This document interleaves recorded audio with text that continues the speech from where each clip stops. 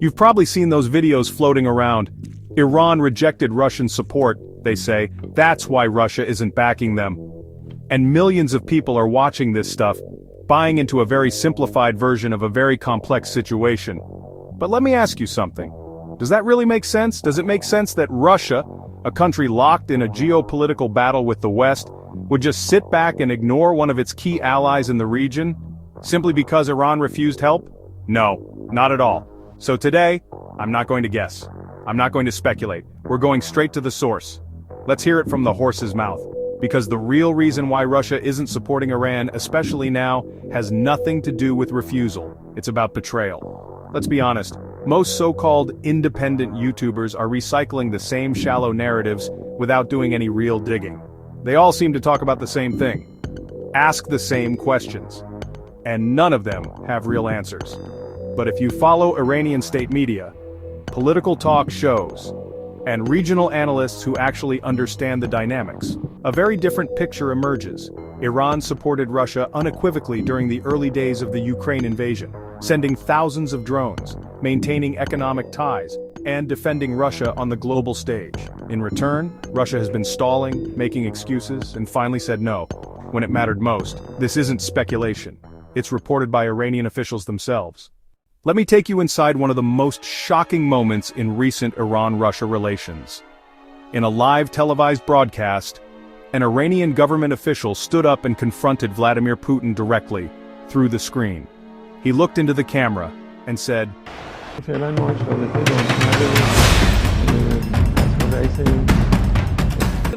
That moment went viral inside Iran, because it exposed a raw nerve. After giving Russia critical military and political support during its war in Ukraine, Iran expected reciprocity. It's multiple times. So what did Russia do? They refused to provide air defense systems to Iran, citing the need to protect millions of Israeli Jews, many of whom are of Russian descent, or still hold cultural ties with Moscow. Yes, that was actually part of the explanation. Now, whether you agree with Iran's policies or not, this is a huge geopolitical betrayal. Iran sees this as Russia choosing sides, not geopolitically, but emotionally, favoring Israeli security over their own ally. Let's break it down. First, Russia doesn't want to escalate with Israel. Millions of Israelis have Russian roots. There are over 1 million Russian-speaking Israelis, many of them influential in politics, business, and society. This soft power connection plays into Russia's calculations. Third, Russia is stretched thin. While Russia wants to be a global power, it's also bogged down in Ukraine, and under heavy sanctions. It can't afford another front, especially not in the Middle East. So instead of standing by Iran, its supposed strategic partner, Russia chose to play it safe. Inside Iran, this is being framed as a strategic miscalculation, or worse, a betrayal. Analysts and officials are questioning the value of aligning so closely with Russia.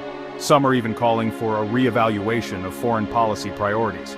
This could have long-term consequences for the Russia-Iran alliance, and for the broader anti-Western bloc. Let's go deeper. Did you know that since 2022, Iran has sent over 3,000 drones to Russia, including the infamous Shahed 136 kamikaze drones, used to strike Ukrainian cities like Kyiv, Kharkiv, and Odessa? Iran didn't just support Russia politically, it armed them directly. And yet, when Iran came under direct attack from Israel, when Iranian generals were killed, and then an excuse. Here's what many YouTubers don't tell you. Iran gave everything to Russia, even when Western nations condemned them, even when the world turned against them, Iran stayed loyal. And now, when they needed support the most, Russia turned its back. That's not refusal, that's betrayal. Let's look at the bigger picture. Russia and Iran have always had a complicated relationships, both under Western sanctions, both trying to resist American influence. But that doesn't mean they trust each other. In fact, Russia has never fully trusted Iran, and Iran has always questioned Russia's loyalty to the cause. Now, this moment may mark a turning point. For the first time in years, Iranian media is openly criticizing Russia, not just quietly, but publicly. On state television, in primetime debates, one analyst even called it the end of the strategic partnership. Another asked, Was all our support worth it? These aren't just opinions, they reflect a shift in public sentiment.